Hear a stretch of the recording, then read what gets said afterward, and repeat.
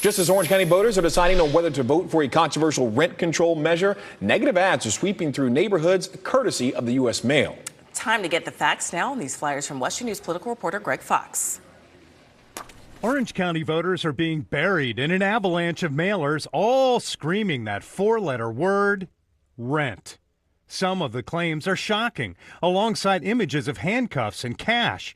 They claim violators could be fined and jailed. Politicians can't be trusted in trying to control rent prices. First, some background. Rents in Central Florida have been rising rapidly. So is public anger against their exploitive, parasitic landlords since the beginning of this housing crisis. A report commissioned by Orange County government shows the number of unsubsidized rental units tops 132,000, but occupancy stands at 95%, and the average rent per unit last year was nearly $1,700, up 25% from the prior year. Commissioner Emily Bonilla says it's time to put a lid on rent hikes. So stop the bleeding right away.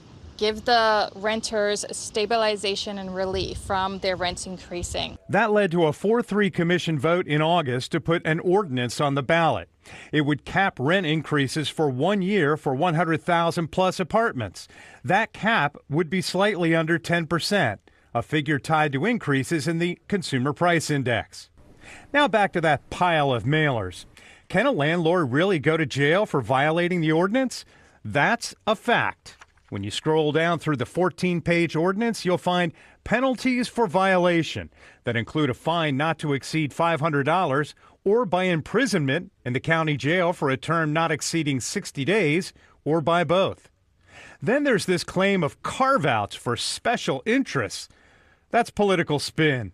There are exemptions. They include seasonal and tourist units, including timeshares, luxury apartment buildings, dwelling units located in a single-family home, townhome, condo, or mobile home, and units located in a disability facility such as a hospital, nursing home, and assisted care community.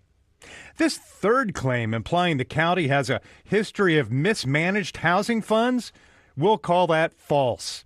It may refer to this April memo from the head of the Emergency Rental Assistance Program, indicating the county might have to give back several $1 million in unused federal money.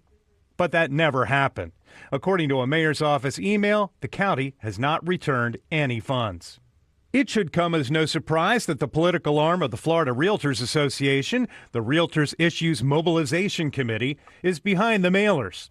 The group has raised $1.7 million in recent weeks and has already spent about half of that on this paper recycler's dream to try and get you to vote no on the rent cap ordinance. You can read the entire ordinance yourself right now before you decide. We've got it on WESH.com under Commitment 2022.